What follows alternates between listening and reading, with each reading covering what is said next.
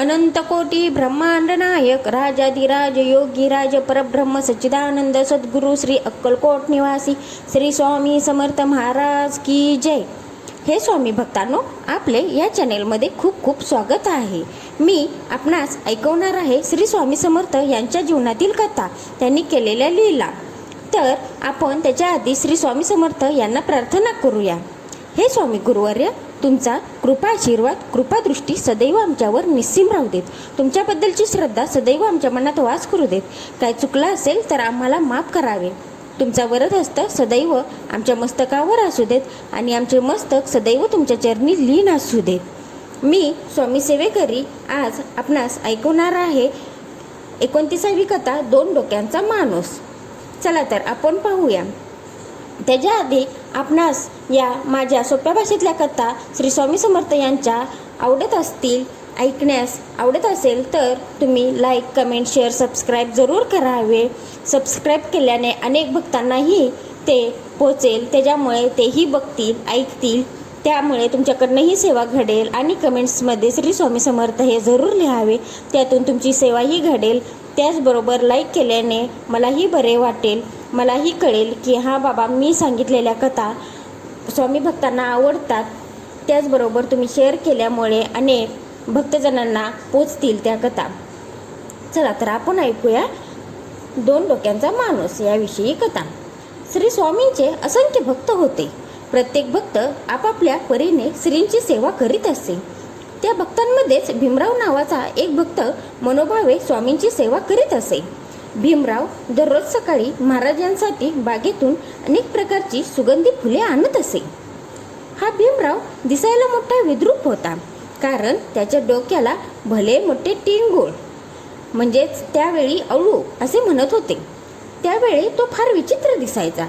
लोक त्याला मजेने दोन डोक्यांचा माणूस म्हणायचे, पण लोकांचे बोलणे तो फारसे मनावर घेत नसे। भीमरावचा मुलगा देखील स्वामींच्या सेवेत असायचा। लोक आपल्या बापाची टिंगल करतात ते पाहून त्याला वाईट वाटायचे, पण तो लहान असल्यामुळे काहीच करू शकत नव्हता। एकदा सकाळी भीमराव टोपलीभर सुगंधी फुले घेऊन आले, तेव्हा भक्त त्याला बघून दोन डोक्यांचा माणूस आला असे म्हणून हसू लागले।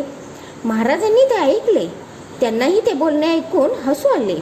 तेही मजेने म्हणाले, ये रे दोन डोक्याच्या माणसा, ये बघू कोणती फुले आणली ती।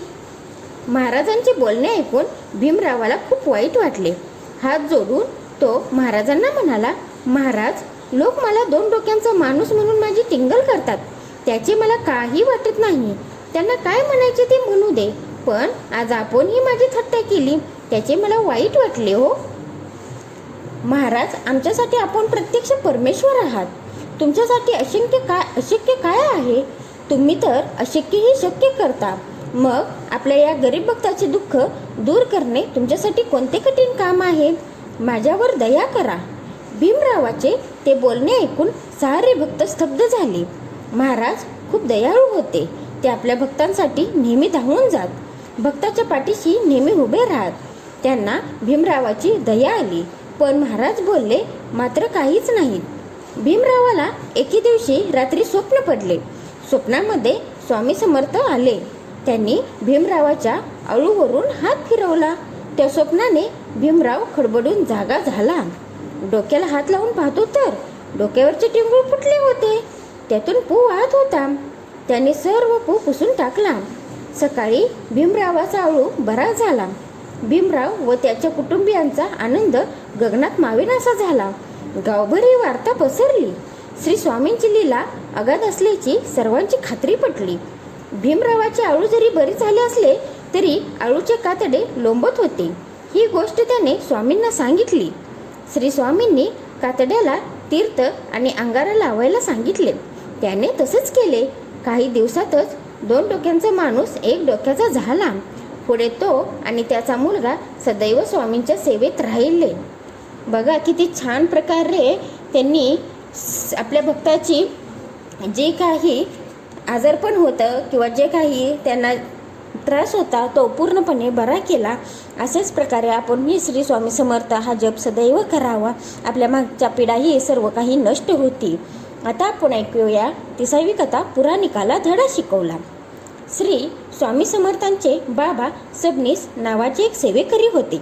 त्यांची स्वामींवर भक्ती वाखाणण्याजोगी होती. श्री स्वामींना बाबा सबनीस प्रिय होते. ते अधूनमधून बाबा सबनीसांच्या घरी येऊन राहत असत. एकदा स्वामी बाबांच्या घरी राहायला आले होते. बाबांनी त्यांचे यथायोग्य आदरातिथ्य केले. त्यांची यथासांग पूजा करून त्यांना नैवेद्य दाखवला. त्यांच्या सेवेत काही कमी पडू दिले नाही. एके दिवशी दुपारी भोजनानंतर स्वामी सबनीसांनी अंतरलेल्या गादीवर वामकुक्षी करत होते. तेवढ्यात सबनीसांचा पुराणिक हा मेहुणा तिथे आला. स्वामींना गादीवर झोपलेले बघून तो मनात म्हणाला, स्वतःला साधू संन्यासी समजणाऱ्यांना कशाला हवी मौशार गादी? स्वामी म्हणजे प्रत्यक्ष परमेश्वर. त्यांच्यापासून काय लपले आहे? पुराणिकांच्या मनात आलेला विचार त्यांना बरोबर समजला.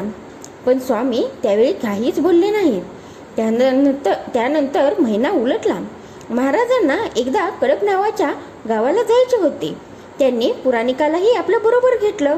स्वामींच्या बरोबर जायला मिळते याचा पुराणिकाला आनंदच झाला. तो लगेच स्वामींबरोबर जायला तयार झाला. कडप गावी पोहोचल्यावर स्वामी गावाबाहेरच्या उंच डोंगरावर चढू लागले. थंडीचे दिवस होते. त्यात संध्याकाळ होत आली होती. स्वामी डोंगर चढू लागताच पुराणिक त्यांना परत माघारी फिरण्याचा आग्रह करू लागला. होय होय, लगेच माघारी जाऊ असे म्हणत स्वामी भराभर डोंगर चढू लागले.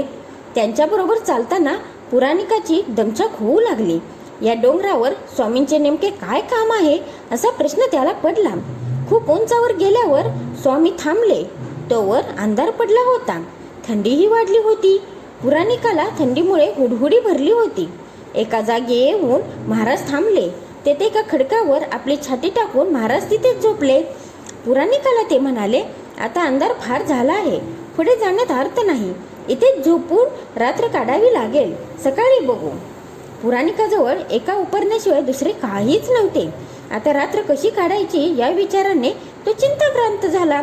तो महाराजांना हात जोडून विनवणी करून म्हणाला, स्वामी, इथे तर हांतरून पांघरून काहीच नाही. त्यात कडाक्याची थंडी आहे. त्यावर महाराज म्हणाले, साधू संन्याशाला कशाला हवी मऊ गादी? आम्हाला तर इथे छान झोप लागेल. ते ऐकून पुराणिक थक्क झाला. महाराजांनी आपल्याला इथे का आणले हे तो समजून चुकला. स्वामी अंतर्ज्ञानी आहेत याची त्याला खात्री पटली. त्याने स्वामी चरणांवर लोळण घेत त्यांची माफी मागितली. तेव्हापासून तो स्वामींचा निस्सीम सेवेकरी बनला. हे स्वामी भक्तांनो, अशा या 2 कथा आपणास कशा वाटल्या त्या जरूर सांगाव्यात. त्याचबरोबर आपण श्री स्वामी समर्थ हा जप सदैव आपल्या मुखात ठेवावा.